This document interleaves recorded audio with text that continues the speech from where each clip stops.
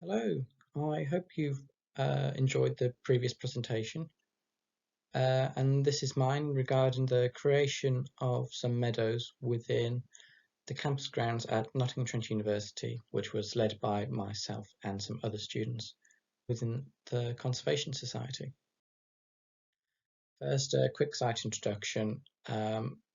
We are based at Brackenhurst campus, which is in Southwell, about 12 miles east of Nottingham. It's a 200-hectare estate of farmland, equestrian and general university facilities. As always, we forgot to take a before photo, but this is what the meadows looked like previously. In total, it was about 460 meters squared, so not the biggest, but it was enough to be getting on with. Although about 40% of the students on the campus are on conservation or land use based courses, perhaps only 10% of the campus was managed for conservation, not giving us much practical experience. And the rest was mostly being used for agriculture and equine. I mean, understandably, as they need more space, but even so, we want a little something extra for ourselves. But obviously, to increase the biodiversity of the campus as well. It took about 2 or 3 months to get permission, starting in October 2019. A lot of lobbying and emailing, and we also tried to push on social media as well. Surprisingly, funds weren't an issue as such. We mentioned the idea to one of our lecturers who had recently been given a grant by the university to invest in something to help with the education of their students, and she saw fit to give us the money to create these meadows, which would help students with plant ID and habitat management skills. Originally, we did want to convert the entirety of the lawns around the accommodation blocks to meadow, which is quite a sizable area in truth. But we were just granted permission for the area in the blue box in the bottom left, which ended up being a much more practical area to do, and ended up costing £876.99 in seed and plugs.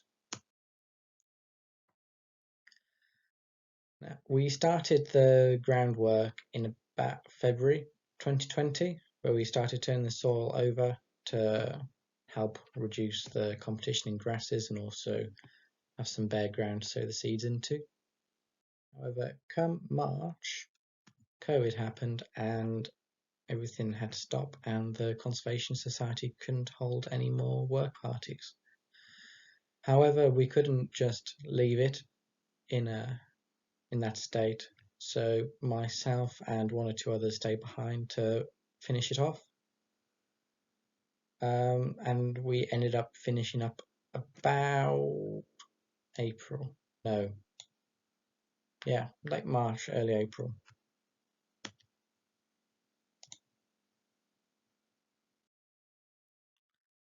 Come May, we were seeing signs of success. I was desperately trying to learn some plant ID based off saplings, but wasn't to be, really.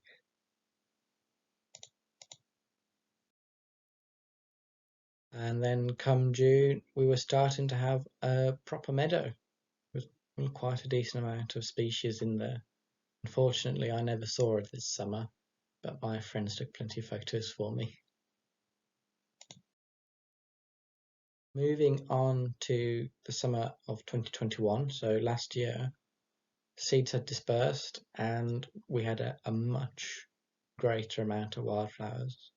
So here we have some photos of such great knapweed, oxeye daisies, clover, and a hedge something, I can't remember, hedge something. And here we have some others with field scabious, cornflowers and oxeye daisies, more big load of corn marigold, which I am unsure where this came from as it wasn't in the seed mix. I particularly liked this patch with all the tufted vetch. This was a favourite with the bees. In total, last summer, I managed to ID 56 species. However, this didn't include grasses, and I couldn't ID some. So in total, I reckon there's about 7 species present. In the table, anything with an asterisk next to it was not something that was sown, and so some unwanted arrivals came in. So this included ragwort, also rape, and some others, which had to be pulled out. We would have liked to keep the ragwort, but because we have grazing animals on site, there was worries that it would spread into the grazing areas. So to keep everyone happy, we agreed to pull it up. As you can see though, by late summer it was very, very thick and very, very tall. The teasel, which you can't actually see the top of, was probably about 6 foot, just over 6 foot, to give you bit of an idea of the scale. So lots and lots of nutrients in the soil making this happen. But this was also just shading out other plants. So anything smaller was confiscated to just the edges. However, I still deem it a success.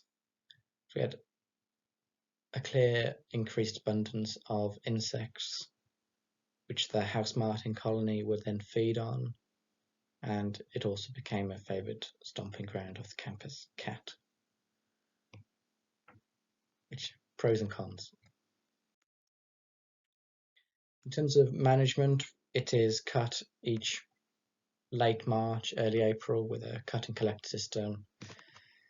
Any of the ragwort and rape and other stuff is pulled out in May or June, just before we leave in the summer. Then in August, September, there's another cut and collect. After each cut and collect, there's a litter pick, which we haven't been able to do historically because of COVID. We've only recently started getting back into things, but that will be happening.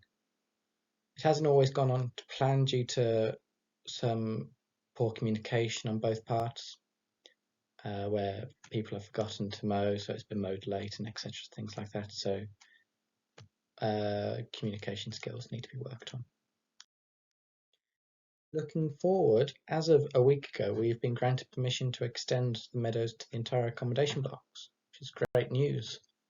However, because it is a much larger area, we are thinking about changing the management a little bit. So possibly investing in new equipment like scythe mower, also controlling the umbellifers a bit more, want to reduce the nitrogen just a little bit extra, and also to let some light in to help promote some of the smaller plants, and which may also, from the deadheading, prolong the flowering period. So students coming back in September might be able to catch the end of the flowers. Also, with it being different areas with different amount of sun, the sun generally comes from a lot of the places that have, it's south. There's not many south-facing pieces of grass in here, so we are thinking about changing the cutting times accordingly. So fingers crossed, in 10-15 years, we'll have a full-blown meadow. Okay. I hope you've enjoyed the talk. Fingers crossed you enjoy the next one.